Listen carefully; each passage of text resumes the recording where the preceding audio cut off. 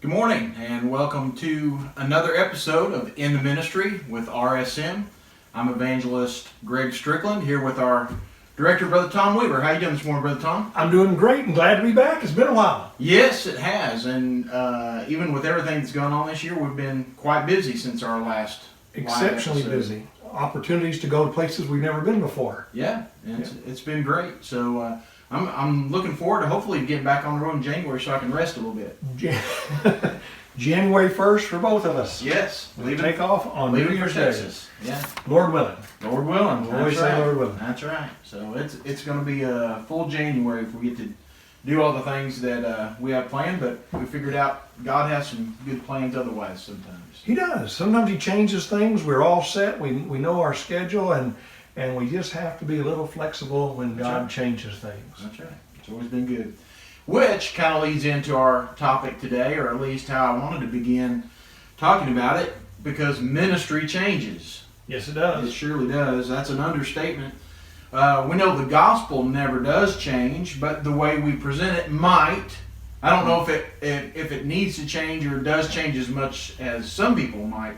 Right. Some people are changing Change that when it presentation. doesn't really need to change. Right. Presentation. Right. So, and if you want more about that, you can see our video on doctrinal preaching in the ministry. Go back and look that one up on our website, rocksolidministries.org, or our YouTube channel. Either one, you'll find it there. But just because it changes doesn't mean that it changes for the good. Right. So one of the changes, huge changes I've seen in ministry, especially this year, and we've kind of been forced into it a little bit, is that ministry's become a lot more impersonal. Yes. And one of the ways I think ministry has become less personal is giving up, and this is today's topic, what we call calling.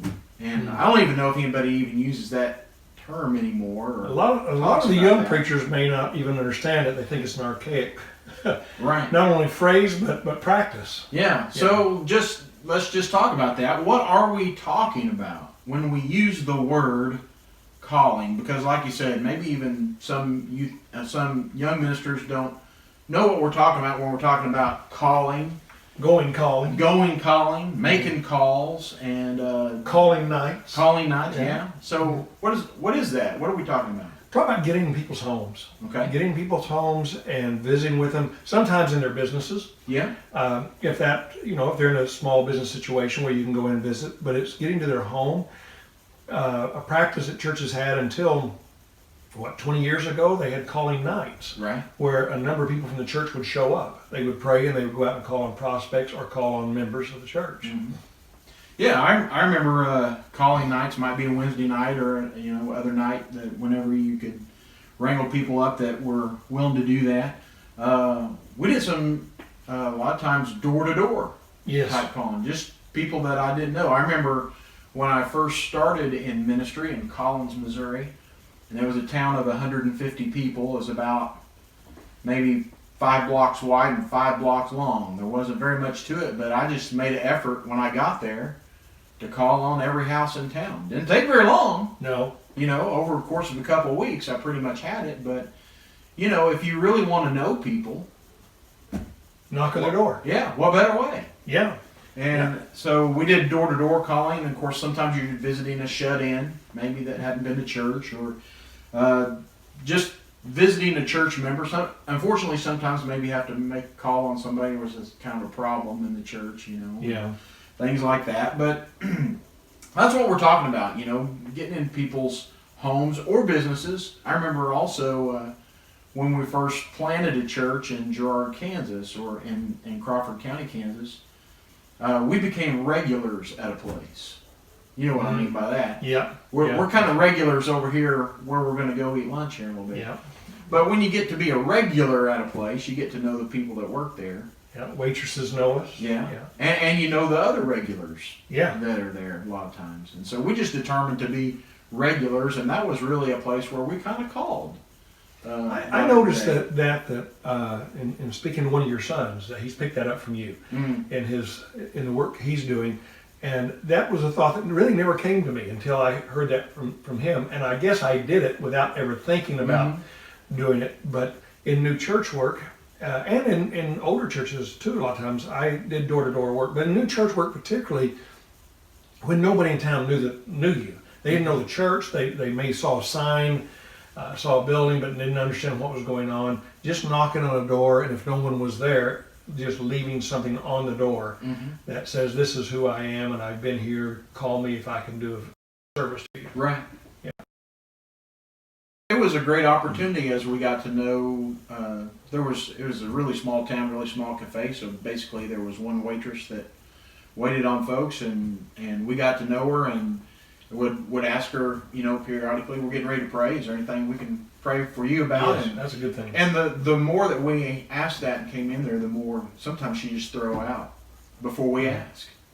"I wish you'd pray about this." And we never did win her to the Lord, but there were some other regulars there that became Christians because of our contact where we first met them. So that's a good way to do that. But some ministers want to hunker down in their office and write their sermons and figure if somebody needs me, they'll call me.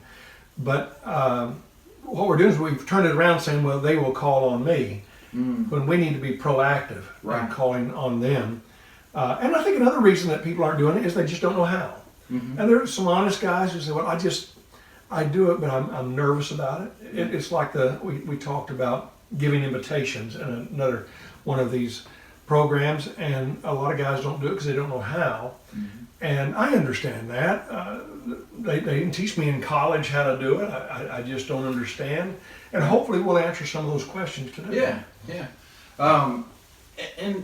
You say, well, they just don't want to do it. And honestly, I think there's some guys, they just love visiting with people. Yeah. They love to go and talk. They love it if somebody stands there in their office and talks to them for 2 hours. They find that fine.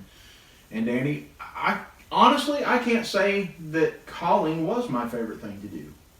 I didn't just get a kick out of that, but I saw the importance of it, so I did. Well, I'm going to say I saw the importance of it, and when I was preschool, I would visit with my grandparents, and my grandfather would say to me, "Let's go calling." And he'd take me calling, and that's when I learned what it was. I didn't quite understand, but we would go to somebody's home and we would sit down.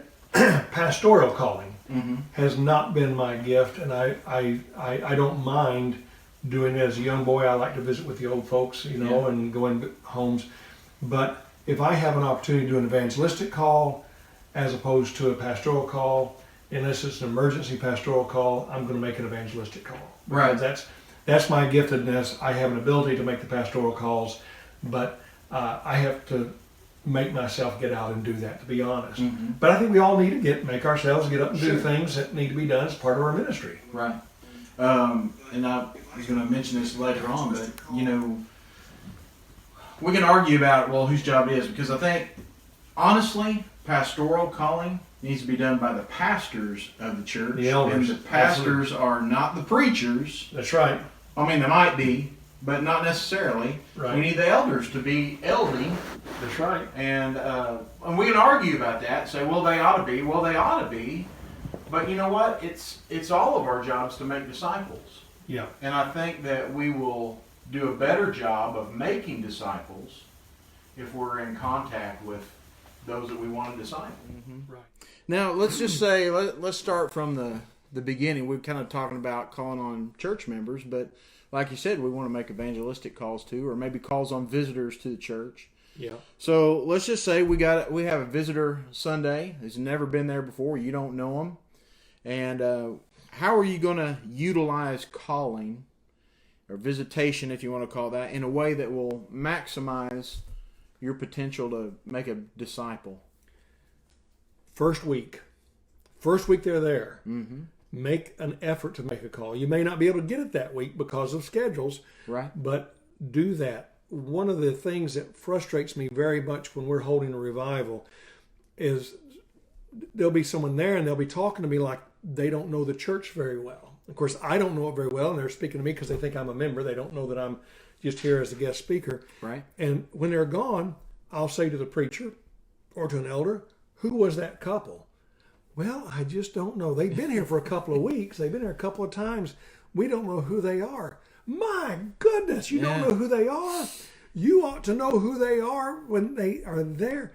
One of the best things that I ever had going for me is when I was out in Colorado, where your son is now preaching, at Burlington. We had so many visitors, so many guests, that we had the visitor cards, the guest cards. Back then we called them visitor cards before you got fancy with guest cards. And we made sure, we had people who made sure those cards got in the hands of the people. They'd go back and ask, did you fill that out? Could I take that down? Thank you. And as I stood at the back door, I had church members standing there with those cards in hand. They would take a look down and they'd say, this is Bob Jones and his wife Mary coming up. And I could say, hi, Mary. Hi, Bob. How you doing? Say, could I come by and visit your home this week? And I was a little sharper back then. I could set the date, the time, and remember. And but then they would a lot of times just on the card write down real quick when Tom was going to go visit in that home. And I had it set up before they got out the door. I had a visit in that home set up. Yeah. So, and I'd do much the same way if I couldn't get something set up that morning. Definitely would either call them that afternoon, or try to call them Monday morning, or whenever I could reach them, and just say, hey, you know what, I'm going to be out and about on this day or that day, whichever it was that week, and say, could I just pop by for a few minutes and visit with you? Right. And a lot of times, I don't know that I had anybody just say, no, don't come by. I don't know, maybe once or twice in all these years of ministry. Another idea that we used in Lexington, Tennessee, is we had an attachment to our bulletin that on one side had your prayer needs, and on the other side was for our guests to fill out, and just let us know some information about them. Email. Back then there wasn't much else to do but email, and they always got a letter from me. Usually on Sunday afternoon we print those letters off and put them in the mail Sunday evening. That's hard for a lot of people to do, and I understand that, but that's just the way I worked. So a lot of times they had a letter from me on Monday, but they would tear those off. We'd ask them to put them in the offering tray along with prayer requests, and we didn't take prayer requests from the floor because our church was growing and larger, and as the offering was taken, they would take them to the back, and the men were always kind of conscientious about how they had to do this, but they had to reach into the offering trays and pull out all these prayer cards and visitor cards, and then they would separate them, and they would hand the visitor cards to one of the guys who would make sure I got to those, and then they'd hand the prayer cards, and then those prayer cards would come to the front with the man who was doing the prayer, and he would read the prayer cards and do that. But that way I had it in my hand before the service was over, who our visitors were, and I was making phone calls. And a lot of times Sunday afternoon I would spend making phone calls to see if I could set up appointments. And we did much the same thing in the last church plant that we were at. We had a tear off there that kind of hung off the side and said welcome on it, and it was real obvious that, you know, this is the visitor card kind of thing, and I think it had prayer requests on the back too. And we just asked people at some point during the service, please fill that out if you're a visitor, and we've got a gift for you if you'll bring that to us, you know, at a particular table or whatever. And that kind of that's nice. Maybe motivates people to go back there and turn something in. I like having it in the offering plate, though, because sometimes visitors, you know, the offering plate goes by, and I know I don't want to not put anything in, but this gives them something that they can put in. Yeah. Feel like they're participating. Yeah, and that's okay. You know, we don't want anybody to feel bad about not making an offering, but it does give them something to put in. You're right. Yeah. And then what you were talking about in taking up the prayer requests and the visitor cards, we visited my daughter's church with her here a while back, and I remember one of the this was old school Harper Road. Yeah. But, you know, if you were a visitor, stand up and tell us, you know, what's your name, and we're glad you're here today. You know, I don't think that I would ask a visitor to stand up and introduce themselves anymore. No. That makes people really uncomfortable. But what they did at my daughter's church was they went through the prayer request, and then they had the visitor things, and they said, now, the Stricklands are here visiting with us from Corinth today, and we're so glad that you're here. And that was okay. That was nice. We didn't have to stand just up a quick mention and talk in front of a crowd of people, but that was nice. Yeah. If you call on somebody to stand up and say something, The greatest fear, the second greatest fear that anybody ever has, and is to speak in public. So don't call on to speak in public. Yeah, as a matter of fact, I think I know what you're referring to is that speaking in public is the greatest fear, and dying is the second. People would rather die That's right. That's than right. get up and talk in front of somebody. That's right. So don't do that. Right. So yeah, but an acknowledgment's okay. Right. But if you're uncomfortable there, I think that would make folks uncomfortable. If you can get that name and have somebody who knows who it is, say, meet me at the back door and point them out to me so I can call them by name. People love to hear their name. They do. Yeah. And that's also a great opportunity just to say, I would love to stop by your home this week. Would there be a convenient time? Mm-hmm. And that way they're kind of, you got a hold of their hands, you know. Yeah. And they're not getting out the door just yet. So Yeah. So what is it once you get to their house now, on whatever day that this new person? What does that look like when you get in there the first time? What are you going to do? Well, I don't mess around. Now, some guys like to say I'm going to go a second time around, but I usually will visit a bit, do a little bit of small talk, and then I'll ask them, how they end up at our church. Yeah, and that's always a good opener. Did someone invite them? Did they hear about the church somewhere? Always good to help us know how we're reaching out to people. Right. Then I'll ask them, are you Christians? Do you have a church background? Where did you come from? Did you grow up in church somewhere? And then that gives me the opportunity to find out if they grew up in a denominational church, if they grew up in a non-denominational like we are, if they perhaps grew up in a denominational church. I'm pretty much up on what they believe. It lets me know if there is something that was maybe they were taught that was left out of the plan of salvation. That I'm going to need to address that, and that I don't need to go back and address who created the heavens and the earth, right, and who Jesus is. I just need to go back and address. Well, let me share with you what you might find is something a little different about our congregation. We take the Lord's Supper every week, and they may say, "Well, I was always taught that becomes old hat." Well, does praying become old hat or anything else? And you have an opportunity to teach about that. And you might share with them, we baptize faster than what your church did. Or we use a little more water than what your church did. And and then you take the scripture and explain why. And it's a great opportunity, and it's just a very casual opportunity. It's saying, well, I respect where you're coming from. And it's not saying, well, you're all wrong. It's saying you've got a lot here going for you, but let me share a little more. And with my background, I can say that I didn't grow up in a New Testament church. And when I found the New Testament church, a church that really believes the Bible and teaches it fully, I found that there were things that I could add to what I had been taught. And it's not saying what I was taught was all wrong. Exactly. It says there's some right there, but there's something to be added to it, something that was left out. Yeah. So I usually, and again, that's me being an evangelist. If I can move forward and come to a decision, I will. But if I feel that this is not the right time, God will give you an understanding of that. You back off and say, could I come back and could we do a little studying together? Yeah. But with some people, they're very anxious. They've made a move. And people, excuse me, people who have moved from one town to another, they are sometimes the best people.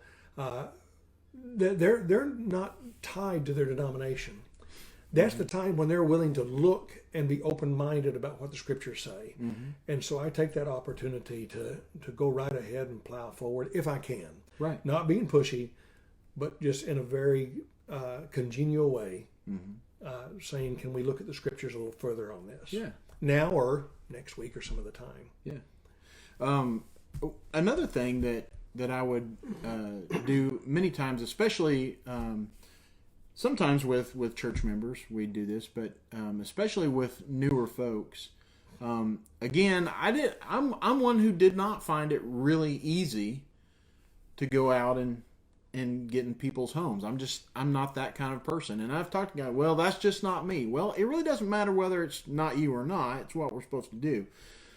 But again, that wasn't easy for me. I had to learn to do it. But one of the things that I would do would maybe kind of turn it around a little bit is sometimes I would say, hey, my wife and I would love to have you over to our home for dinner on this week. Maybe it's the first week they've been to church there.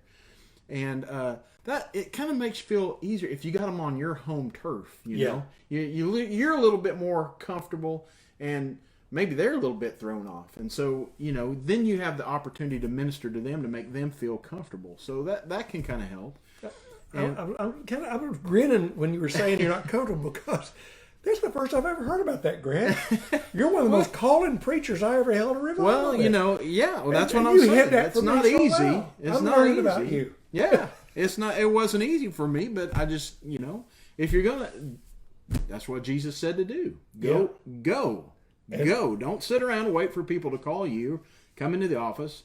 Go. The meal idea is a great idea. Beth almost always, when we were in Murfreesboro, Arkansas, which was before we moved to Tennessee, later on in ministry, when we maybe had a little more funds available, Beth almost always cooked extra food with the idea that if we have a family here, we're going to invite them to come today. Because you may not get them back to church next week. That's true. So that's why it's so important. We would invite them to dinner, or yes, and sometimes we had to dig deep in our pockets. We would sometimes say, "We're going out to eat. We'd like to take you to lunch with us." And sadly, that was something the church there never was willing to reimburse me for. But we felt like it was so important that we came up with the money ourselves to take that. Yeah, and that a couple of those ideas there that we've thrown out today, if we're speaking to any elders or church leadership, if you're going to put some money somewhere, put it into a nice bulletin blank. And what I'm talking about is, you can run thousands of those to make them cost very little, especially if you're still getting those things from the Bible bookstore. With the fancy picture on the front as the blank, you're spending a lot of money. You're spending way more than what you would if you develop something nice with a printer and have them put the perforation, the tear off on there, and that remains the same every week, and then you can just print off the rest of the stuff. Spend that money. It's not a whole lot to have something quality like that, and make sure that your preacher gets those names. And then, second of all, what you were saying, what more important investment could you make if you sincerely really want to grow the church, like so many church leaders and elders say that they want to? Money well spent if you give your preachers a budget or reimburse them for taking those visitors out on Sunday after church. And if you put in a budget for any elder or preacher and family, and pay for the preacher's family too. Yeah, do that too. Yeah, because they may not been planning on spending the money on themselves. But if you put that in a budget, and you might find there's a few elders who'll jump right on the back and say, "It's my turn. I'll take them to." That's true. I'll take them to lunch, a free lunch, sure. Yeah, absolutely. And why not? Why not? Is this? Someone says, "Well, we got to hang on to that money for an emergency." These may be lost souls. Yeah. To me, that's an emergency. That's the biggest emergency there is. And they may be souls that are just floundering and need a church home. And that's a good emergency. Yeah, absolutely. Well, what does it look like if we're going to call on a regular member? It might be a shut-in, or it might just be we just want to get out there in somebody's home and just make a little bit of contact and get to know them a little bit better, or just check in on them, because I think those are important things for us to do. Well, I think always with prospects, with a prospect call, an evangelistic call, or a call on a church family, let me go to the end first, and I say always end with a prayer. And sometimes you'll say, well, these are visitors, they may not want to pray. Well, they're probably going to expect you to pray. You're a preacher. And just say, could I have a prayer with you? And just ask the Lord to bless their home and bless their family. Even if they say, look, we came, we didn't like your church, we're not coming back. Say, I'd just like to pray with you. Ask if they have a prayer request. If they don't, say, well, just let me say a prayer for God to watch over your family as you are making your decision, your spiritual decisions. And I found sometimes that makes a big difference with them. But any church family, you want to pray with them. And someone in a nursing home, they always appreciate a prayer. And except maybe during this COVID time, because you can't get in nursing homes quite as well. But if you can, I don't know how they feel about you taking their hand, but if you can, hold their hand. Have a prayer with them. Something that I've practiced when I'm with an elderly person in their home and they're sitting in a chair and I'm sitting across the room, I'll say, could I have a prayer with you before I leave? And they say yes. And I'll walk over to them and they'll start to stand and say, no, just stay seated. And I'll take her hand or his hand if he's feeble, and I'll kneel down in front of them and have a prayer. Right. And I found that means so much to them. And I'll have them say, I don't know when I've ever had a preacher kneel down with me or for me and pray for me. And there'll be tears in their eyes. And it means a great deal. And it means a lot to me too. Sure. And we're doing what God's called us to do. Mm-hmm. That's right. And I don't remember a time when anybody ever said, no, don't pray. No.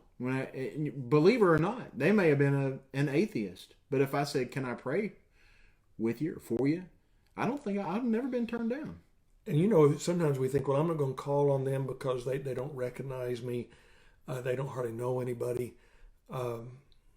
We never know what they recognize. And I've been to a number of nursing home situations or home visits where there's one spouse is in bed and it doesn't really know everyone else. But I'll say I'd like to have a prayer with him if you don't mind, and I'll take his hand and pray with him. Prayer, I think, is the most important thing. But if you're sitting with folks, again, we're doing a lot with talking about elderly right now. But you're with elderly people, and they want to tell you a story of their life or something, then let them do it. Yeah. And if it's a story they told you last week, let them tell you again. It's okay. They'll appreciate that. Yeah. And share a little bit about your life and family, but let them do most of the talking. Yeah. And guys, again, if you want to argue about whose job this is, you can do that. And if you want to say, well, that's just not me, then you can do that. But I'm telling you, you're going to make your ministry a whole lot easier if you go out and just talk to these folks. If they like you because you come and visit with them, they're going to make life a lot easier on you. Yeah. Real quickly, because I think we've had about 30 minutes between our three segments here. But I know there's some young preachers out there that are starting to make calls on bereaved families, and how does that look a little bit different? What's the difference there? What are we going to do when we show up at the house of somebody who's recently lost a loved one? Well, we'll find, I think, that when someone's lost a loved one, there's a lot of family there. Sometimes you walk in the door and everybody gets quiet. And don't let that scare you.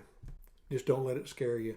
I always say pray before you leave, but in that case, you could say, I would like to have a prayer with everyone, and then and you'll find that they'll bow your head. I've been into rooms after someone died, actually after a murder, when the body is still there, and the state police are there, the FBI is there, and I've walked in, they've all got quiet. And this is when I was 21 years old, and I just said, let us pray, and they took their hats off, and they'll even do that. So that was a long time ago. It was, but they'll do it now, because no one's going to show disrespect to the family.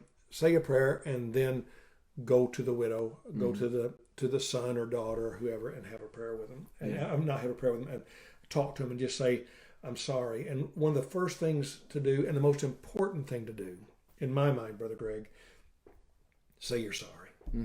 Say you're sorry. So, because I know as a young preacher, we get nervous. I just don't know what to say. Right. You can't go wrong with saying, I'm sorry. And speaking of this case where this lady was killed in her home, the folks thought it was a suicide. Found out later that she was killed by someone. But I had an old preacher with me visiting at the church, old Brother Lowry, C.O. Lowry, and he had Parkinson's.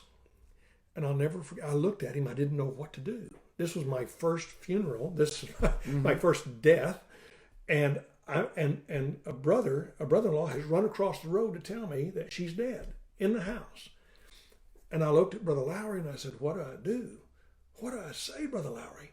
I grabbed my Bible, because I always had it handy. He looked at me and he said, say you're sorry. Best advice I ever got, guys. Say you're sorry. And to this day, when I walk into a home where there's a bereavement, first thing I'm going to say is, I am so sorry. And I am. Yeah. I am. It's sincere. But start from there and then just say, tell me about it. Yeah. And let them do the talking. That's really smart, because you don't want to say any of the stupid cliches, you know. Well, they're in a better place. Well, I hope they are, and that might be a great thing to say if you knew this person was a Christian, Right. But try to skip those kind of things after the "I'm sorry" Or God needed a new angel in heaven. Oh, let's not get into the theology of my that. word, Okay? yeah, let's Please not do don't that. No.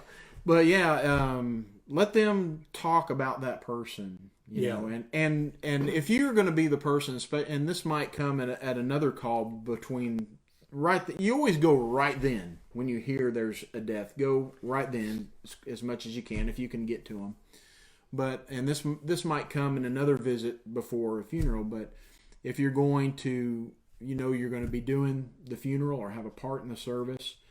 You can just ask that question. Tell me some things that you'll always remember about that person. Yeah. And that not only will help you to glean some personal things that you may or may not use, but will be helpful to you in preparing a message, but it also ministers to them to tell some stories. I'm just thinking, Greg, we need to do another one on funerals in the ministry. That would be really good. Let's think about that. Yeah. That's, if you'd like us to do that, send us a message. Let us know that you would like us to do one on that. Yeah, That'd be or any helpful. topic. But, right. But yeah, always, and then I usually say something. Well, I'd like to include the 23rd Psalm somewhere in the message. The Lord is our shepherd, and I might even read that. Yeah. But just kind of get their focus on that, and Right. and of course, like you said, pray with them. So those are kind of the important basics, I think. Yeah, and I think any call we make, whether it's bereavement or just a call on a member, encouragement. Yeah. Just try to do anything you can to give them encouragement, but do stay away from. I'm sorry, stupid cliches. And you say, "Well, I don't know.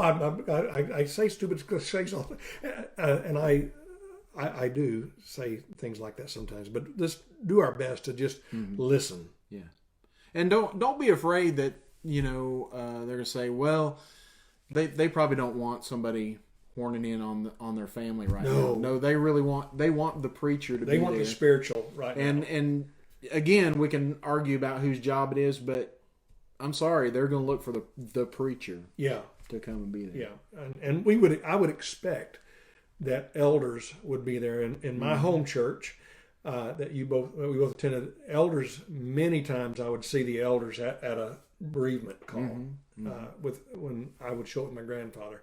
The elders were there, right. And the elders knew how to pray with the folks too. Right. We're not letting the elders off the hook. That's right. Here, but definitely preachers, we need you to be out there. Yeah, you need to.